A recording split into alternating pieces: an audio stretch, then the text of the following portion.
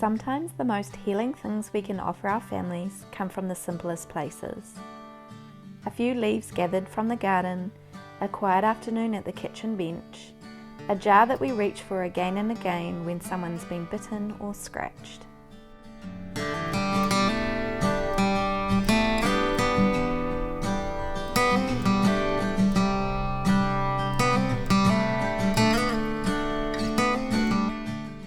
I've always loved the idea of a small home apothecary. Jars of herbs and balms tucked beside honey, vinegar, and the little things we make each season to care for each other.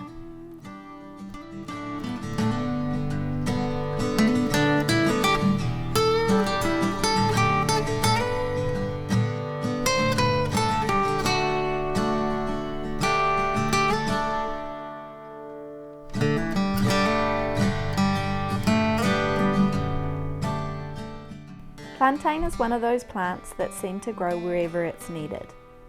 Here it pops up in the lawn, in the cracks by the path, even the corners of the garden beds. Most people pull it out like a weed, but once you know its healing power, you start to see it differently.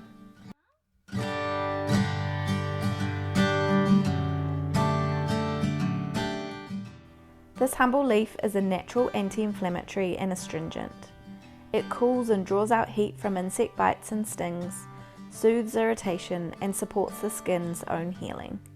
It's one of the easiest herbal remedies to make, and one of the most useful to keep on hand.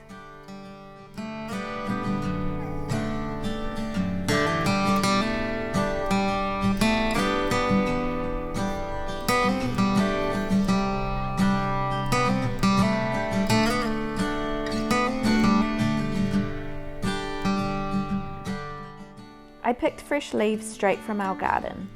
I love including my little one in this part. Washing, patting them dry, and noticing the patterns on the leaves. It's slow and grounding.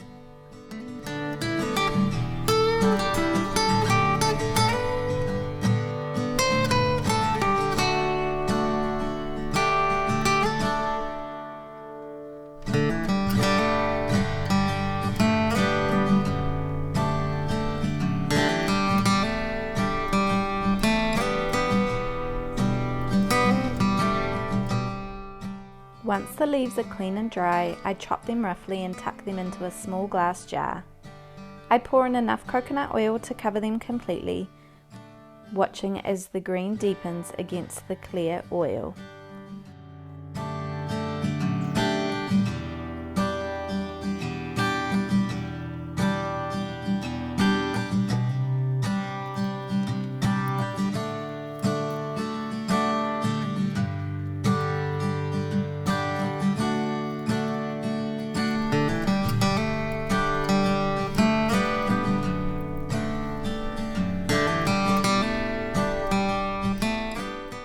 There are so many ways to infuse herbs, but my favourite is simple and gentle.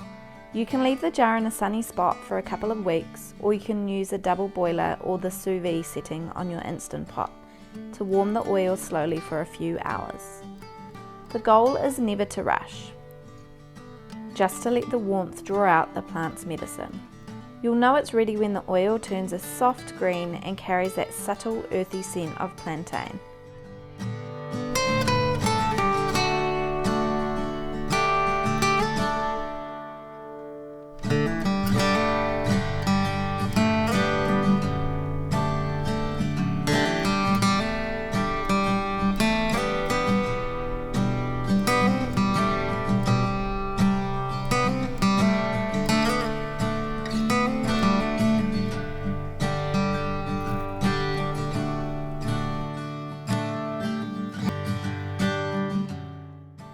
When it's done, I strain it through a cloth, pressing gently so none of the goodness goes to waste. That oil becomes the heart of the salve, and it keeps beautifully on the shelf for months.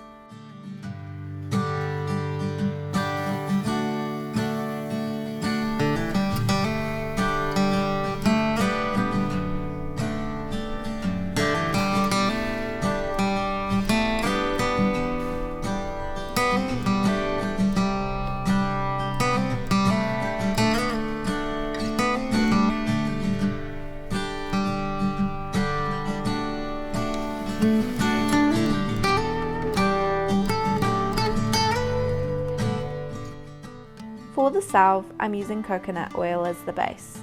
It's soothing and stable, and we always have it on hand. I also use beeswax, which gives the balm its soft, set texture. I melted the beeswax first this time, which meant I had to reheat everything gently on the double boiler to get it to blend properly. A reminder that these little projects are always a dance between precision and intuition.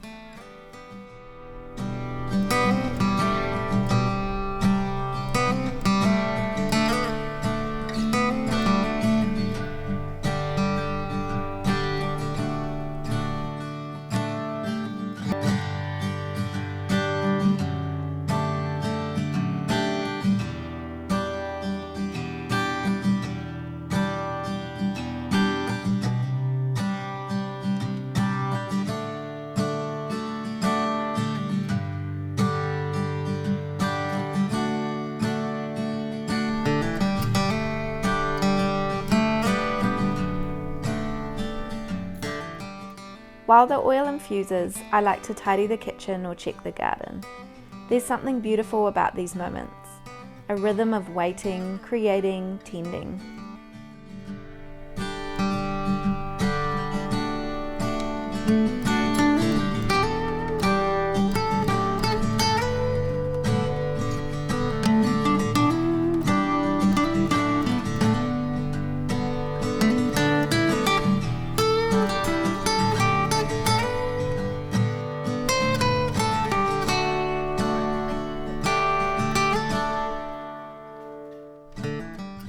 When I think about natural first aid, our herbal remedy basket is a good place to start.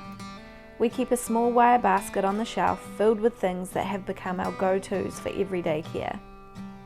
There's apple cider vinegar for compressors and for making things like fire cider. Manuka honey, always the first thing I reach for when there's a burn or a scrape. Fermented garlic honey, soothing and immune supportive, perfect for colds or sore throats. We also keep castor oil for gentle detox and skin healing, a natural sunblock,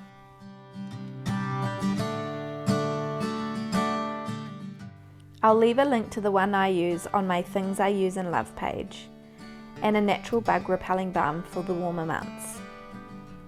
A small jar of natural chest rub lives there too, alongside elderberry syrup and fire cider, both of which I've shared recipes for on the blog. They're beautiful immune tonics to have ready before winter begins. Sometimes I'll add a small bottle of herbal bitters or one of the other elixirs I pick up when we need extra support, for virus recovery or detox, or just to help the body move through a season of change more gently. All of these little preparations connect us to the rhythm of nature, the way each season offers something new for our well-being.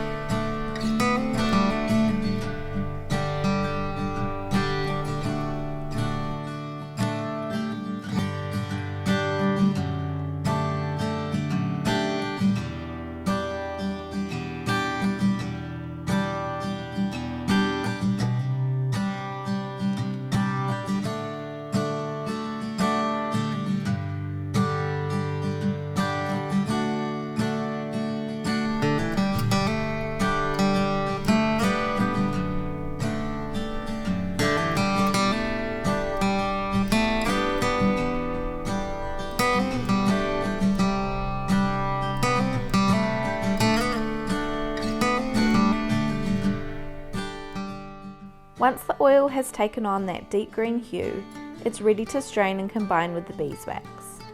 The smell at this stage is subtle and earthy.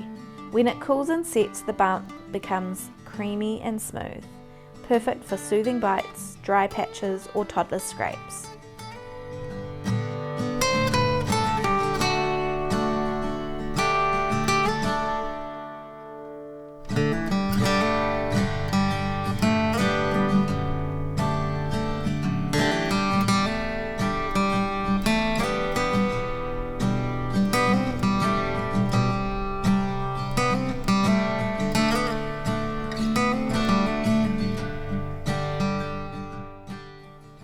We keep one jar in the bathroom and one in our everyday basket.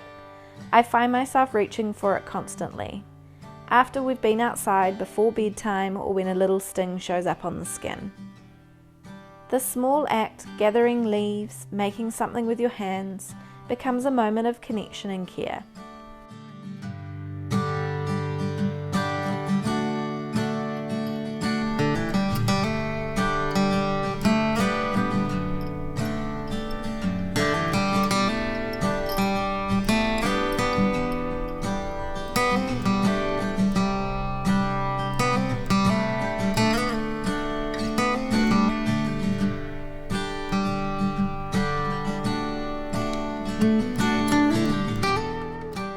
In a world that often feels fast and full, making your own salve is a quiet reminder that simple things still hold power. That tending to your family's well-being doesn't have to be complicated. Sometimes it's just a leaf, a jar, a bit of warmth, and a few minutes of your day.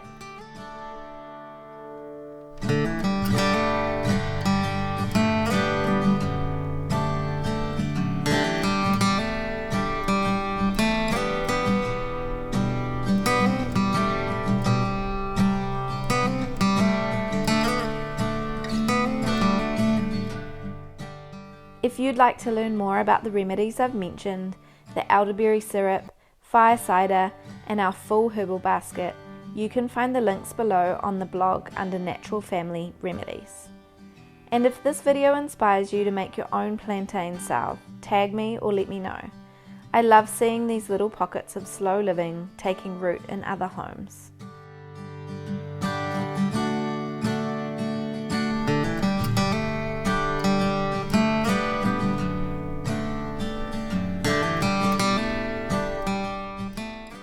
May your weeks ahead be filled with little moments of making and tending, and I'll be right here with another gentle project soon. See you next week, friends.